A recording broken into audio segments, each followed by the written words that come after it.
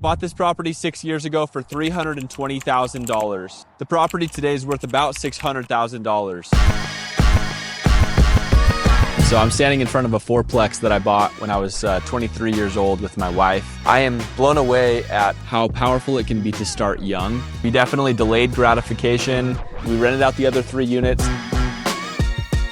One of my favorite real estate strategies that I've personally used multiple times is called house hacking. It's because you have someone else living in that building, your cost of living is lower, and they are helping you pay for your mortgage every month, so it offsets your cost of living overall.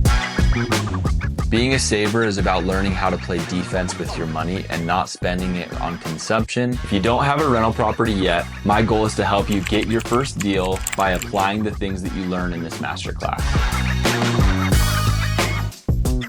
Time is your best friend as a real estate investor. Everyone should have the goal to have enough monthly cash flow to pay for their monthly expenses, and that, in my opinion, is the true American dream.